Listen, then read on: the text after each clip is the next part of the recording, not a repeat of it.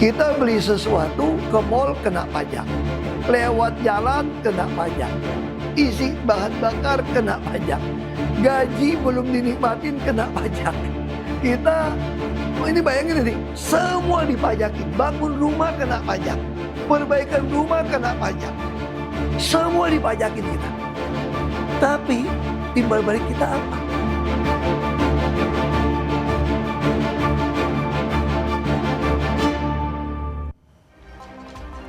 Anda kembali di berita utama bersama saya Jihan Novita. Saudara, akhir-akhir ini pajak jadi perbincangan panas di tengah masyarakat. Pernyataan mantan Gubernur Jakarta Basuki Cahayapurnama atau Ahok tadi seperti mewakili jeritan rakyat saat ini. Pendapatan warga yang tidak sebanding dengan beban pajak membuat rakyat tercekik. Sementara saudara, di sisi lain anggota dewan yang katanya wakil rakyat justru bebas dari pajak. Karena pajak penghasilan DPR rupanya dibayarkan oleh negara. Dan saudara, soal pajak ada cerita dari seorang buruh las harian di kota Cirebon, Jawa Barat bernama Yayat, di mana ia mengeluhkan kenaikan pajak bumi bangunan atau PBB rumahnya. Yayat bercerita pada tahun 2022 ia membayar PBB sebesar Rp389.000. Namun saudara, di tahun 2024 angkanya naik berkali lipat menjadi Rp2.377.000. Memang Yayat kemudian mendapat potongan diskon sehingga hanya wajib membayar Rp1,7 juta. Namun meski sudah diberi subsidi, angka Rp1,7 juta masih terasa memberatkan bagi Yayat yang hanya berpenghasilan Rp120.000 per hari. Saudara, unjuk rasa menuntut pembatalan kenaikan pajak bumi dan bangunan perdesaan dan perkotaan juga dilakukan di Bone, Sulawesi Selatan. Massa menuntut Pemkab Bone membatalkan kenaikan pajak bumi dan bangunan perdesaan dan perkotaan atau PBB P2 sebesar 300% yang dinilai membebani masyarakat. Peserta aksi juga meminta pemerintah daerah mengembalikan uang rakyat yang telah terlanjur membayar pajak. Dan aksi yang digelar di depan kantor bupati ini pada 19 Agustus lalu diwarnai kericuhan saudara. Karena peserta unjuk rasa kecewa bupati dan wakil bupati Bone enggan menemui massa aksi.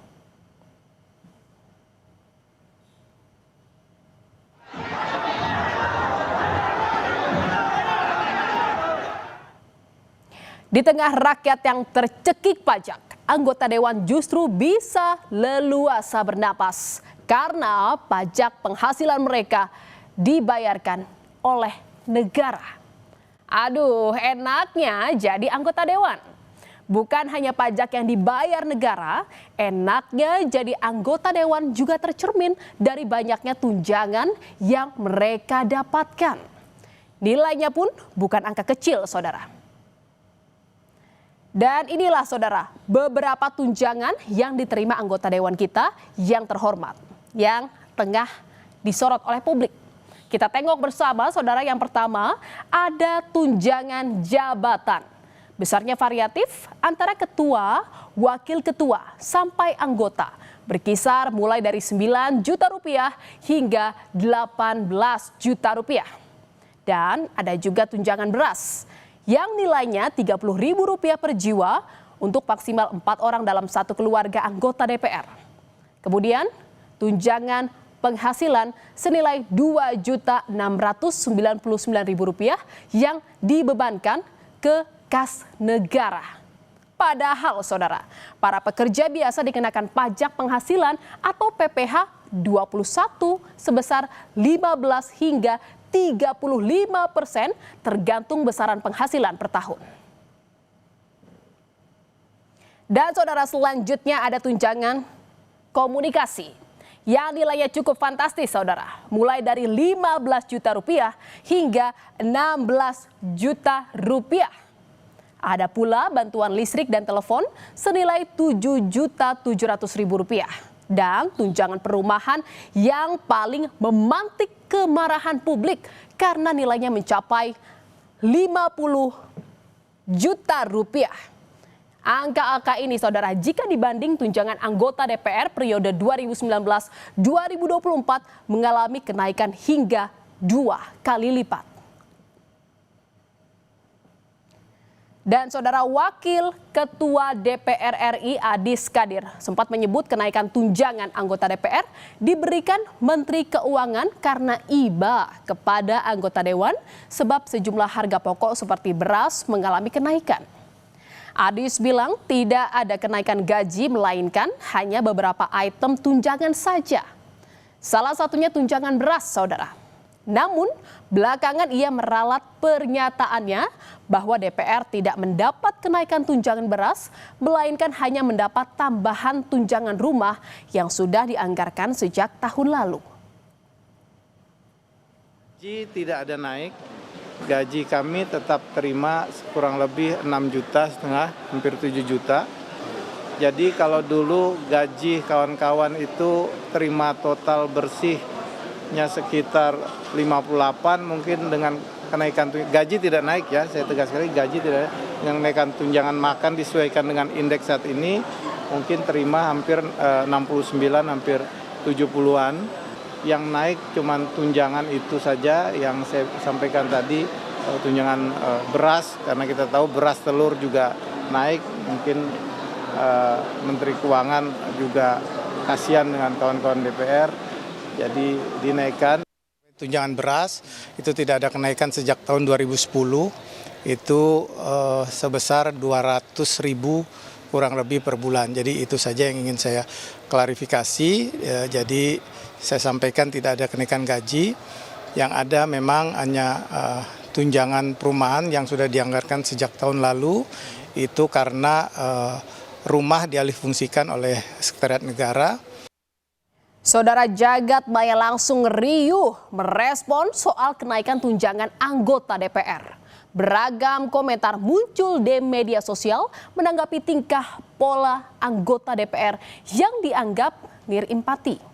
Salah satu yang ikut meramaikan adalah kreator konten Jerome Pauline, di mana ia mengkritik cara berhitung Wakil Ketua DPR Adis Kadir soal besaran tunjangan rumah DPR hingga mencapai angka Rp50 juta. Jerome bilang, besaran tunjangan rumah anggota DPR jika dikalkulasi bisa dikategorikan biaya sewa hotel bintang 5. Dikaliin 3 dikali 26 jadi 78 juta per bulan katanya. Itu artinya 3 jutanya per hari. Kalau 3 juta per hari itu namanya bukan kos, itu namanya hotel bintang 5, Pak. 50 juta per bulan untuk tunjangan rumah, sedangkan di luar sana banyak guru, dosen, tenaga pendidik, nakes. Gak tahu mau makan apa besok, gak tahu tinggal di mana besok, bisa hidup atau enggak besok gak tahu. GWS deh. Memangnya kenapa sih sampai harus riuh dan gaduh soal tunjangan anggota DPR ini? Coba kita lihat secara keseluruhan gaji dan tunjangan anggota DPR periode saat ini, saudara. Dengan gaji pokok anggota DPR yang berkisar 4,2 hingga 5 juta rupiah, ditambah serangkaian tunjangan yang didapat, mulai dari tunjangan melekat dan tunjangan lain, total bersih upah yang diterima anggota DPR per bulannya bisa mencapai 104 juta rupiah.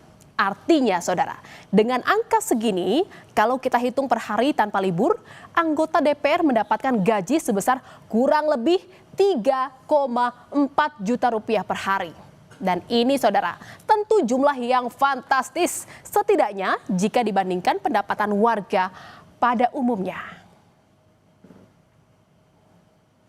Dan kita ambil saja contoh upah minimum regional di Provinsi Jakarta, saudara. Provinsi yang angka UMP-nya jadi salah satu yang tertinggi dibandingkan daerah lain dengan angka 5,4 juta rupiah per bulan. Angka 5 juta rupiah ini kalau kita hitung per hari, saudara, tanpa libur, pekerja Jakarta hanya mendapat upah sekitar Rp180.000 saja per hari. Perbedaan upah yang terlalu kontras ini menyakitkan bagi rakyat. Sementara itu, saudara anggota DPR fraksi PDI Perjuangan Deddy Sitorus merespon ironi perbandingan gaji DPR dan upah rakyat dengan menyebut tak boleh membandingkan posisi DPR dengan rakyat jelata. Deddy tak mau anggota DPR disamakan dengan pekerja yang berpenghasilan UMR. Hal itu, saudara, dianggap Deddy sebagai sesat berpikir. Ribut-ribut kenaikan tunjangan DPR dinilai analis ekonom dari Celios sebagai kebijakan yang bisa mencederai perasaan publik. Karena adanya ketimpangan pendapat terlebih di tengah situasi ekonomi yang sulit saat ini. Pengamat mendorong pemerintah bijaksana dalam mengambil setiap kebijakan agar tak menambah penderitaan rakyat.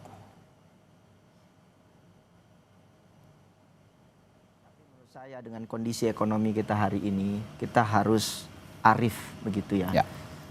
Nggak ada ASN yang dapat, mungkin nggak banyak ASN yang dapat tunjangan beras ya. Tunjangan bensin. Apalagi beras sekarang harganya mahal gila-gilaan. Beras harganya mahal. Ini sangat melukai publik begitu.